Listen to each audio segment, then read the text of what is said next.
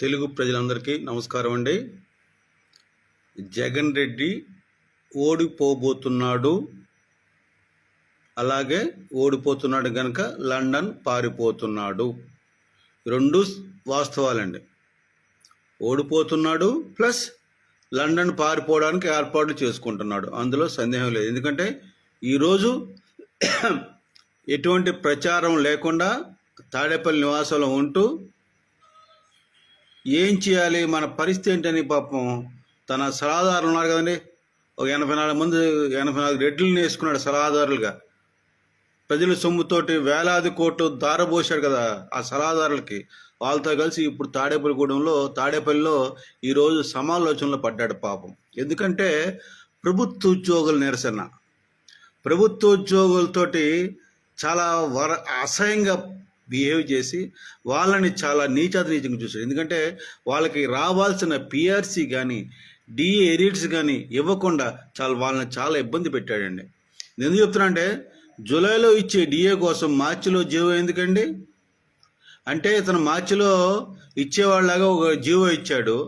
ఇచ్చేదేమో July నుంచి కొత్త ప్రభుత్వం ఇస్తుంది. వీడు ఇచ్చేదేముందండి, ఈ జగన్మోహన్ రెడ్డి ఇచ్చేదేముందండి, ఎందుకు జీవోలు ఎందుకు? అట్లాగే ఈరోజు బటన్ నొక్కాడు, ఎప్పుడో మార్చిలో బటన్ నొక్కాడు, డబ్బులు వేయకుండా ఈరోజు పర్మిషన్ అడుగుతున్నాడు ఎలక్షన్ కమిషన్. ఎందుకంటే డబ్బులు ఇప్పుడు అకౌంట్లో వేస్తారట. మరి అప్పుడు నొక్కినప్పుడు డబ్బులు లేవు, ఇప్పుడు డబ్బులు ఎక్కడో వచ్చినాయో లేకపోతే అబద్ధమో తెలియదు మనకి. జగన్మోహన్ అంటే పచ్చి అబద్ధం కాడు, అబద్ధమే జగన్ అని అబద్ధం, అంతే, ఏం లేదు. నిక్క చొక్క వేస్తే అబద్ధానికి అతనే జగన్మోహన్ రెడ్డి అని షర్మిలారెడ్డి చెప్పింది, నేనే చెప్తున్నాను. నాకు తెలుసు అతను ఏ రోజు నిజం మాట్లాడదు, ప్రతిరోజు అబద్ధమే.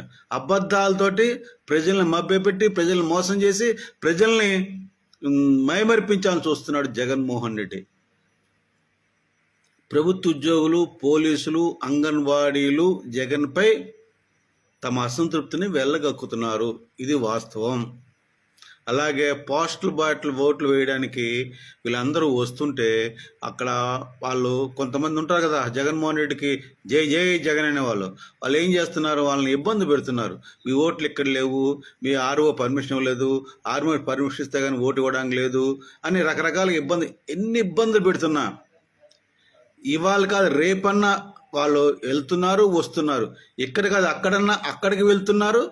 అంటే ఈ ఎండల్లో కూడా, మండు టెండర్లో కూడా వాళ్ళు విసుక్కోకుండా ఎలాగైనా జగన్మోహన్ రెడ్డి దించాలని ఒక కసి పగతోటి వాళ్ళందరూ కూడా ఏం చేస్తున్నారు, ఈరోజు రేపన్నా ఇక్కడ కాదు అక్కడికి తిరుగుతూ పట్టు వదలని విక్రమార్కుల్లా, మనం చిన్నప్పుడు కథ వాళ్ళం, పట్టు వదలని విక్రమార్కుడు బేతాళుడు కథలాగా, అట్లా పట్టు వదలని విక్రమార్కుల్లాగా వాళ్ళు ఎక్కడికంటే అక్కడికి వెళ్ళి తిరిగి వాళ్ళు ఓటు వేస్తున్నారు, పోస్టల్ బ్యాట్ వేస్తున్నారు. అది గొప్పతనం. వేసి జగన్మోహన్ మీద తమ యొక్క కోపాన్ని, ద్వేషాన్ని తీర్చుకుంటున్నారని మీకు అందరికీ తెలియజేస్తున్నాను. ఇలాగా ప్రభుత్వ ఉద్యోగులు, అంగన్వాడీలు, పోలీసులు అడ్డం తిరిగేసరికి మన జగన్మోహన్ దిక్కుతో పరిస్థితి అయిపోయింది. ఏం జరుగుతుందో అర్థం కావట్లేదు. అందుకని మొన్న ఆ డీజీపీని తీయగానే ఏడుస్తూ మాట్లాడుతున్నాడు. అంతా అయోమయం అయిపోయింది, అంతా ఏం జరుగుతుందో తెలియట్లేదు, అసలు ఎన్నికలు సజావుగా జరుగుతాయని నమ్మకం లేదు నాకు, ఎవరిని పడితే అందరిని మార్చేస్తున్నారు. చూసారా, అందరిని మార్చేస్తున్నారట. మరి ఈయన 2019లో మార్చినప్పుడు ఈయన ఎన్ని కంప్లైంట్లు వేసేటప్పుడు అవన్నీ మర్చిపోయాడు. అంతా తెలియదనుకున్నాడు, అంతా తందే రాజ్యం అనుకున్నాడు పాపం. ఈ యొక్క పనికిమాల సలహాదారులాగా 80 మంది సలహాదారులు మీటింగ్ పెట్టినాడు తాడేపల్లిలో. ప్రచారం కూడా ఆపేసి ఏలాగా ఏర్పాటు చేసుకుని భవిష్యత్తులో ఏం చేయాలి, ఇప్పుడు పరిస్థితి మనకు ఓటమి ఉంది, ఏం చేస్తే మనం బయటపడతాము, ఎలా బయటపడాలి అనే సందిగ్ధంలో పడిపోయాడు జగన్. సమాలోచనలు పడ్డాడు. ప్లస్ లండన్ పారిపోవడానికి సిద్ధంగా తయారైపోయాడు. లండన్ వెళ్ళడానికి, లండన్ అమెరికా అని చెప్పి ఇక నాకు తెలిసి ఇక రాడు. లండన్ వెళ్ళడానికి సిబిఐ కోర్టులో పిటిషన్ వేసుకున్నాడు, నాకు పర్మిషన్ ఇమ్మని. పర్మిషన్ ఇచ్చారా, ఇస్తే తిరిగి రాడని నాకు తెలిసి పర్మిషన్ ఇవ్వకూడదని కోరుకుంటున్నాను.